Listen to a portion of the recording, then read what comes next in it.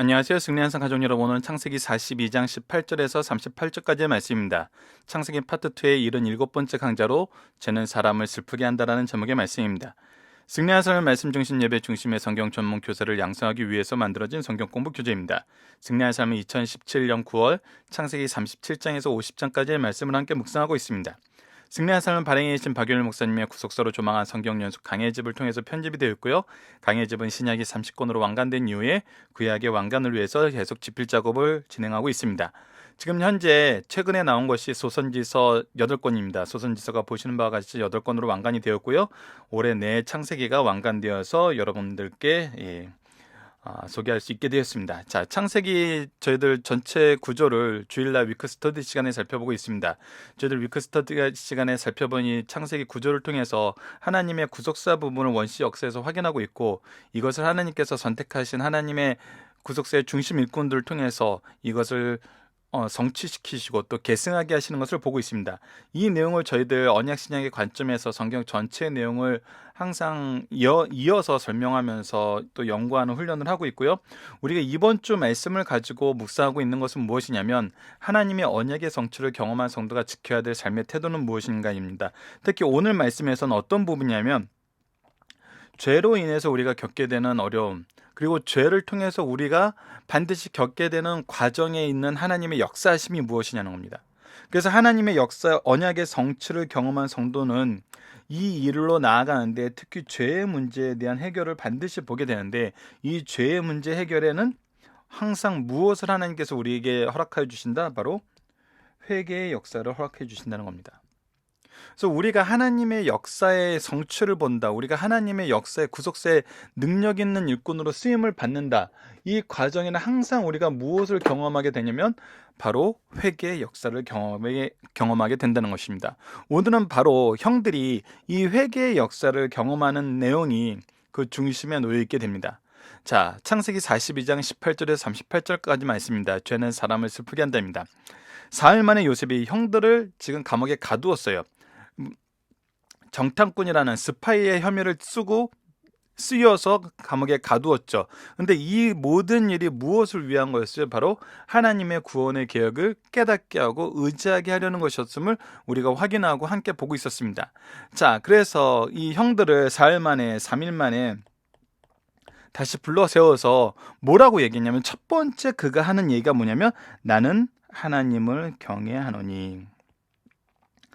요셉이 어떠한 사람인지를 보여줘요. 여러분들, 제가 하나님을 경외한다는 것은 우리가 무엇을 보게 되냐면, 이 사도 바울이 사람들 앞에 가서 우상이 많은 그 상황에서 너희들이 알지 못하는 신을 섬긴다고 하니 내가 너희들이 알지 못하는 그 신을 소개하겠다고 하면서 그들이 전혀 들어보지 못한 신에 대해서 얘기를 하는 것을 여러분들이 기억을 하실 거예요. 애굽은 모든 신들의 근원지였습니다. 우리가 출애굽 상황에서도 볼 수 있다시피 그들이 얼마나 많은 신들을 섬겼는지, 우리가 일부 학자들의 확인에 의해서 하나님께서 10가지 재앙을 주셔서 그 재앙 속에서 하나님의 능력을 보이신 것은 그들이 믿는 그 신들을 무찌르는 모습과도 또 일맥상통한다는 것을 우리가 발견할 수 있었어요. 그런데 이 나라의 총리가 뭐라고 얘기하냐면, 아브라함에게 언약을 주셨던 그 하나님을 경외한다고 먼저 얘기를 해요. 형들에게 지금 자신이 하는 일이 누구를 경외함으로 결정을 내린 일이라고 얘기하냐면 바로 하나님을 경외함으로 이러한 결정을 내렸다고 얘기를 하는 거예요. 그래서 그 하나님을 경외하는 마음으로 무엇에 대한 제시를 하는 거예요? 너희들의 생명을 보존할 수 있는 일에 대해서 제시를 하는 거예요. 그래서 너희가 확실한 자들이면 너희들이, 그래서 내가 얘기한 것에 대해서 너희들이 죄가 없음을 너희들이 스스로 증명할 수 있다면 너희 형제 중 한 사람만 그 옥에 갇히게 하고 너희는 곡식을 가지고 가서 너희 집안에 굶주림을 구하고 너희 막내 아를 내게로 데려오라. 그러면 너희 말이 진실함이 되고 너희가 죽지 아니라 하니 그들이 그대로 하니라. 그래서 이 일을 그렇게 하기로 진행을 해요. 그래서 막내인 베냐민을 데리고 오기로 약속을 하죠. 근데 이때 이제 형들이 이 일을 하기로 하고 얘기하는 내용이 바로 다음과 같습니다. 그들이 서로 말하되 우리 아우의 일로 말미암아 범죄하였도다. 자기의 죄를 고백하게 되는 거예요. 지금 뭐가 있게 되는 거예요? 회개의 역사가 있게 되는 거예요. 그가 우리에게 애걸할 때 그의 마음이 괴로움을 보고도 듣지 아니하였으므로 이 괴로움이 우리에게 임하였도다. 루벤이 그에게 대답하여 이르되 내가 너희에게 그 아이에 대해서 죄짓지 말라고 하지 아니었더냐. 그래도 너희가 듣지 아니하므로 그러므로 그의 핏값을 치르게 되었도다 하니. 즉 그들이 요셉에게 잘못한 그 죄에 대해서 그들이 고백하고 자신들의 겪는 괴로움이 누구의 심판임을 아는 거예요. 하나님에 의해서 이루어진 심판임을 아는 거예요. 그 죄에 대한 피값을 치르게 되는 하나님의 공의로운 역사였음을 그들이 고백하게 되거든요. 그래서 그들 사이에 통역을 세웠으므로 그들은 요셉이 듣는 줄 알지 못하더라. 그래서 이 말을 하는데 요셉이 애굽 말로 하면서 이집트 말로 하면서 옆에 통역을 세워서 통역으로 하면 통역하게 했기 때문에 이 형들은 요셉이 자신들의 말을 못 알아들을 걸로 생각을 하고 자신들이 스스로 이 하나님 앞에 범죄했음을 고백한 거예요. 그런데 그것을 지금 요셉은 알아들었죠. 그래서 요셉이 그들을 떠나 울고 다시 돌아와서, 이 울음에는 어떤 울음입니까? 바로 형들이 하나님 앞에서 자신들의 죄를 고백하고 하나님의 뜻 앞에 자신들을 무릎 꿇리는 이 사건이 이번에 일어나게 되었다는 거예요. 즉 요셉이 정말 이 일을 통해서 회복시키고자 하는 그 모습에 그들이 다가가고 있는 거예요.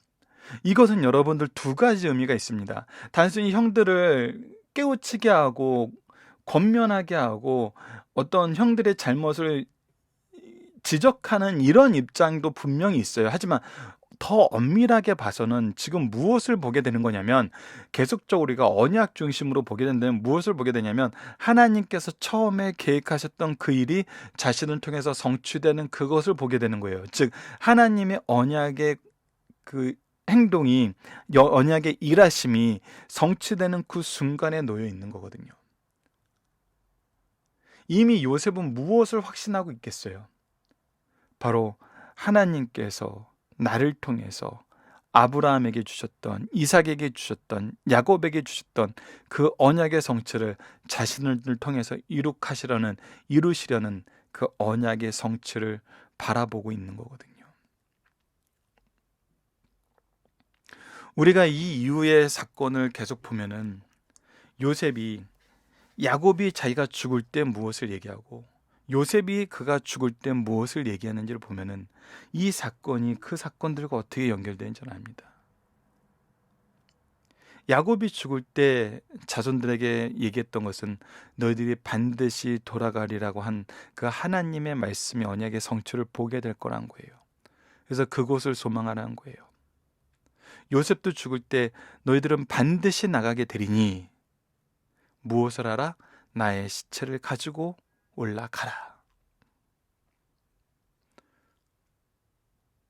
요셉은 자신의 일생이, 그리고 지금 현재 형들의 만남이, 이것을 통해서 무엇을 보는 거예요? 하나님의 구속사의 이 오묘하심, 신비하심, 놀라우심, 이것을 확인하게 되는 거거든요. 그래서 이 말씀에, 이 상황에 울 수밖에 없다는 겁니다. 그들과 말하다가 그들 중에 시므온을 끌어내어 그들의 눈앞에서 결박하고 다시 그들과 이제 얘기한 다음에 그 중에서 시므온을 남겨놓기로 해서 그를 결박하고 명하여 곡물을 그릇에 채우게 하고 각 사람의 돈을 그의 자루에 도로넣게 하고 또 길 양식을 그들에게 주게 하니 그대로 행하였더라. 지금 어떻게 하냐면, 이들이 원래 필요로 한 만큼의 양식을 주고 그들이 원래 지불해야 되는 그 돈은 어떻게 해요? 다시 돌려주고 그들이 평안하게 돌아갈 수 있도록 길 양식까지 허락해요. 그래서 그들이 곡식을 나귀에 싣고 그것을 떠났더니 한 사람이 여관에서 나귀의 먹이를 주려고 자루를 풀어 본즉 그 돈이 자리에 아기했는지라. 그가 그 형제에게 말하되 내 돈을 도로 넣었도다. 보라, 자루 속에 있도다 하니 이에 그들이 혼이 나가 떨며 서로 돌아보면 말하되 뭐라고 해요? 하나님이 어찌하여 이런 일을 우리에게 행하셨는가 하고. 그들은 지금 이해할 수 없어요. 깨달을 수 없어요. 근데 이것이 누구의 일하심임을 알아요. 하나님의 일하심을 알아요. 그래서 하나님의 처분을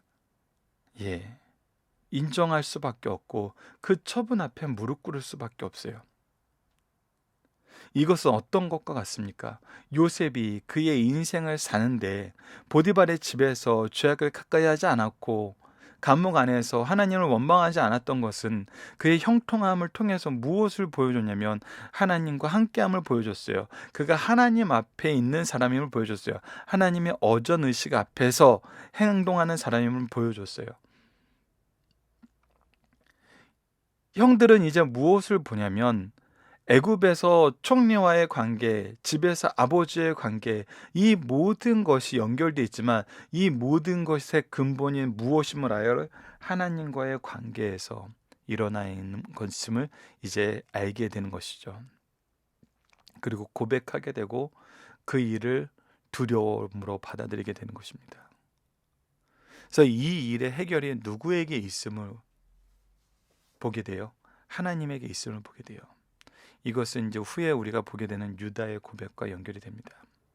그들이 가나안 땅에 돌아와 그들의 아버지 야곱에게 이르러 그들이 당한 일을 자세히 알려 이르되 그 땅의 주인인 그 사람이 엄하게 우리에게 말씀하고 우리를 그 땅에 대한 정탐꾼으로 여기기로 우리가 그에게 이르되 우리는 확실한 자들이요 정탐꾼이 아니니이다. 우리는 한 아버지의 아들 12 형제로서 하나는 없어지고 막내는 오늘 우리 아버지와 함께 가나안 땅에 있나이다 하였더니 그 땅의 주인인 그 사람이 우리에게 이르되 내가 이같이 하여 너희가 확실한 자들임을 알리니 너희 형제 중 하나를 내게 두고 양식을 가지고 가서 너희 집안의 굶주림을 구하고 너희 막내 아우를 내게로 데려오라. 그러면 너희가 정탐꾼이 아니요 확실한 자들임을 내게 알고 너희 형제를 너희에게 돌리리니 너희가 이 나라에서 무역하리라 하더라 하고 각기 자루를 쏟고 본즉 각 사람의 돈 뭉치가 그 자루에 속해 있는지라 그들과 그들의 아버지가 돈 뭉치를 보고 다 두려워하였더니. 왜 두려워하는 겁니까? 두려워하는 이유가 뭐예요?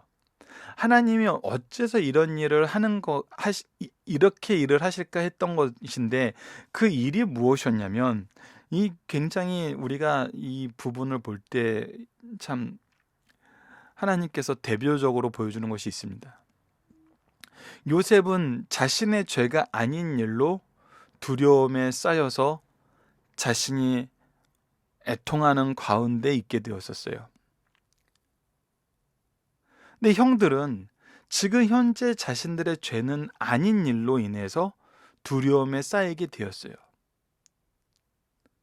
그러면서도 요셉에게는 어떤 것을 보여줬어요? 사람들의 죄악이, 사람들의 정말 어리석음이 하나님의 구원의 계획을 막을 수 없다는 것을 보여주는 데 쓰는가 하면은 형들의 죄악은 과거의 죄로 회개하게 하는 데 쓰이게 만들었다는 거예요.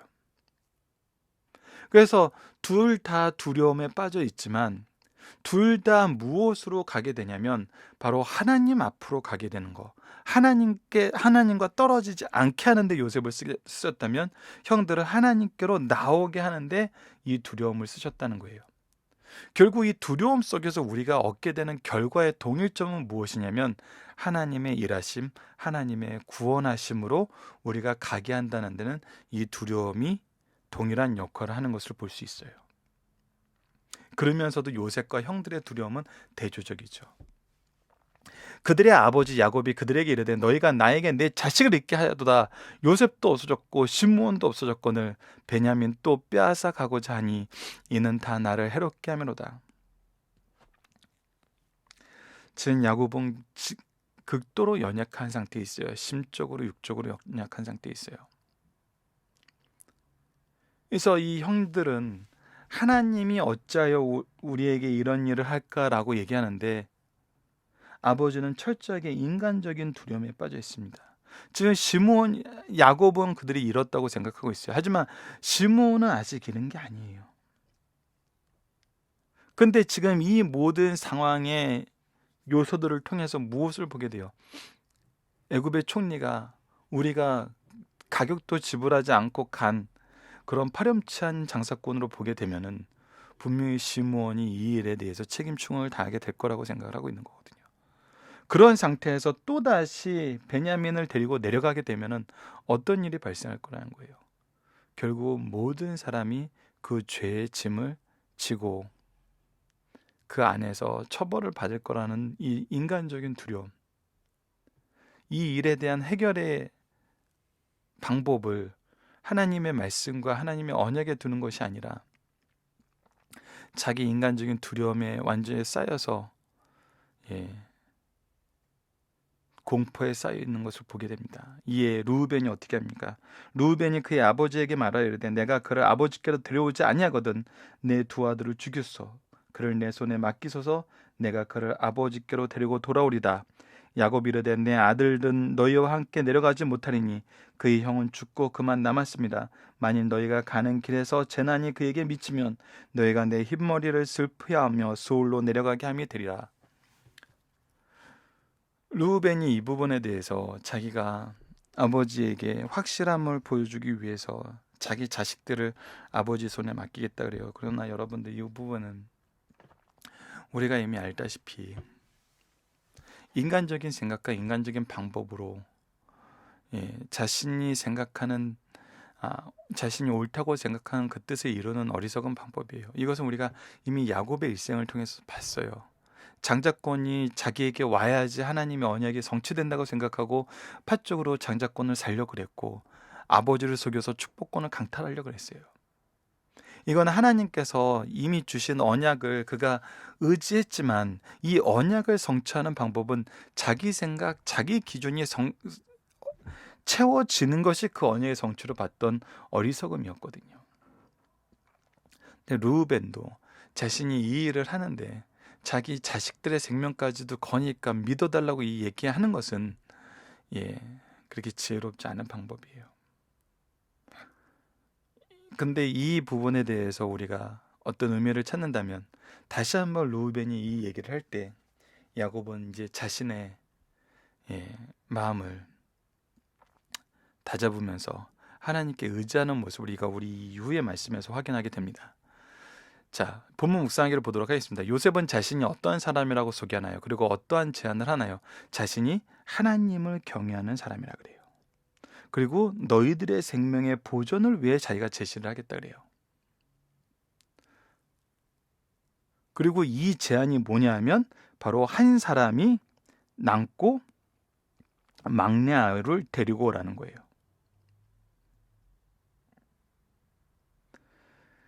요셉의 말에 형제들은 무엇을 하게 되나요? 이 일로 인하여 그들이 무엇을 경험하게 되느냐? 바로 과거의 자신들의 죄를 고백하고 회개하는 시간을 갖게 되죠.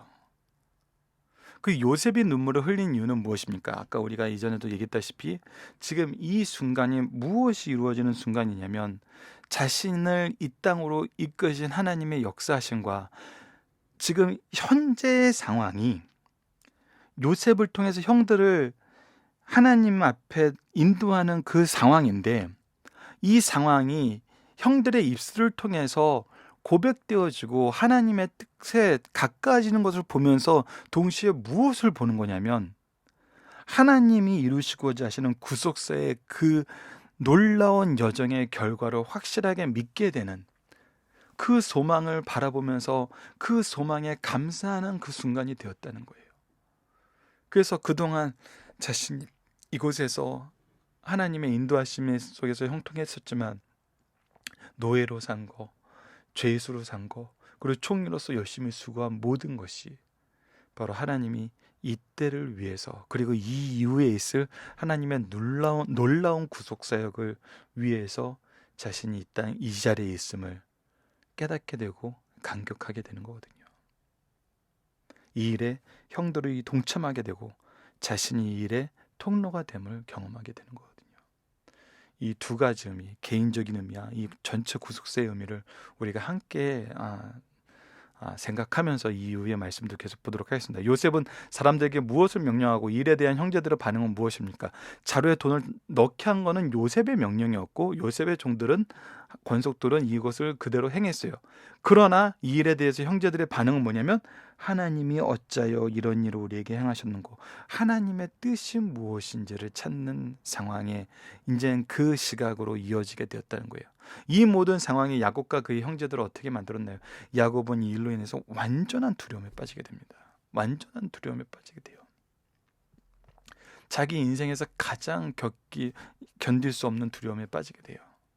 이것은 우리가 이전 말씀에서 살펴봤다시피 요셉은 분명히 하나님의 언약의 계승자로서 자신이 세우고 하나님께서 인준해 준 사람이었어요. 근데 그가 사라졌어요. 할아버지에게서 들었던 신앙을 통해서, 할아버지가 자기 아버지 이삭을 바치려 했던 그 사건을 통해서 하나님이 부활의 하나님을 믿었더라면, 그 믿음이 확실했더라면 하나님께서 하나님의 언약의 성취를 요셉을 통해서 이루실 거라는 것을 믿고 의지하며 바라볼 수 있었겠죠. 하지만 우리의 연약함은, 인간의 연약함은, 우리의 연약함을 대변하는 야곱의 모습은 그 신앙을 갖지 못했어요. 그 신앙이 뿌리내리지 못했어요. 그러나 이것이 사라지진 않았음을 우리가 보게 됩니다. 하나님께서 이것을 회복시키심을 보게 됩니다. 그래서 야곱은 완전한 두려움 속에 쌓여 있고, 이때 르우벤은 자신 아버지를 설득하기 위해서 자기 자식들을 내놓는 또 이런 어리석음에 빠지게 됩니다. 자, 중심 사설을 보도록 하겠습니다. 성도는 위기에 처할 때 지난죄로 회개하지만 불신자는 더욱더 강박해진다는 것입니다. 야곱의 아들들은 애굽에 대한 정탐행위를 한 일이 없으나 정탐행위를 한 자들로 구속되었어요. 너무나 억울하고 괴로웠어요. 그들이 20년 전 아우를 노예로 팔 때 그가 애걸했는데도 그 괴로움을 보고도 듣지 않았으므로 그의 핏값을 치르게 되었다고 회개하였어요. 생명 있는 나무에 물을 주면 살지만 마른 나무에 물을 주면 썩는 것 같이 영적 생명이 있는 자에게 고난은 죄를 회개하고 소생하는 기회가 되나 영적 생명이 없는 자는 더욱 강팍하게 된다는 것입니다. 두 번째입니다. 하나님의 말씀과 주변에 일어나는 사건의 의미, 뜻을 바로 알아야 바른 길을 갈 수 있다는 것입니다. 즉은 야곱의 아들들은 왜 자신들을 애굽을 정탐하러 온 정탐꾼으로 보는지, 왜 자신들의 곡식자리에 돈이 들어있는지 알 수 없었어요. 답답하여 죽을 지경이었어요. 많은 외국인들은 정상적으로 곡식을 사 가는데 왜 하필 자신들만 이러한 고통을 당하는지 알 수가 없었어요. 원인을 알면 더 큰 영광이 없는데 원인을 모르니 죽을 지경이란 거예요. 요셉은 아버지와 베냐민의 소식을 알기 위해 형들의 지난 범죄를 회개시켜 회복시키려고 해요. 또 부모와 형제에게 돈을 받고 양식을 팔 수 없었기 때문에 돈을 넣어 보냈을 거예요. 자, 세 번째입니다. 병든 가정은 스스로 일어설 수 없어요. 하나님의 은혜만이 가정을 새롭게 세울 수 있다는 겁니다. 야곱과 그의 아들들을 봅시다. 현재 발생하고 있는 문제를 그 누구도 해결할 수 없다면 하나님께 기도하고 해결 방법을 구해야 해요. 근데 하나님께 기도한 흔적이 없고 모두가 안절부절 못하고 있어요. 특히 족장인 야곱은 사랑하는 아들 요셉도 잃었고 요셉과 성품이 대조된 시므온도 잃었으며 베냐민까지도 이를 위험한 상에 처했다고 판단했어요. 이러한 위기에 처할 때 야곱은 아들들과 함께 조용히 하나님을 뜻을 찾아야 됐어요. 그가 야복강가에서 기도했던 그 모습을 회복하고 세겜에서 기도하면서 베델에서 회복했던 그 모습을 다시 찾았어야 됐는데 그러지 못했어요. 그러나 그의 그런 기회를 갖지 못했어요. 야곱은 쇠잔에 가고 요셉은 흥황에 가는 모습을 보게 됩니다. 그러나 하나님의 은혜가 임하면 모두가 회복되는 것을 우리가 확인하게 됩니다. 여러분들 살펴보기 정답 카페를 통해서 확인해 주시고요. 적용하기를 보도록 하겠습니다. 하나님이 우리를 회복시킬 때 우리로 하여금 반드시 경험하게 하시는 것은 무엇입니까? 아까 서론에서도 얘기했지만 반드시 경험하게 하는 건 바로 회개입니다.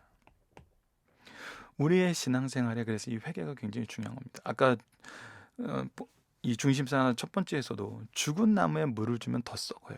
하지만 살아있는 나무에 물을 주면 생명이 소생되는 것처럼 우리에게 어려움이 있고 하나님의 심판이 있고 하나님의 인도하심이 우리를 깨우치고 있을 때, 우리가 이때 하나님을 원망하고 왜 다른 사람들은 이렇게 편하게 다 곡물을 사가는데 우리만 왜 이렇게 고난을 받게 하십니까? 이렇게 원망하는 것이 아니라 과거의 우리 죄를 지적하고 우리의 죄를 하나님 앞에 회개하고 우리의 죄로 인한 문제를 하나님이 해결해 주실 것을 믿고 하나님만 바라보고 하나님만 의지할 때 우리가 회복되게 된다는 것은 성경 전체가 우리에게 가르쳐주고 또 우리가 교회 역사 우리의 삶 속에서 경험하게 되는 것입니다.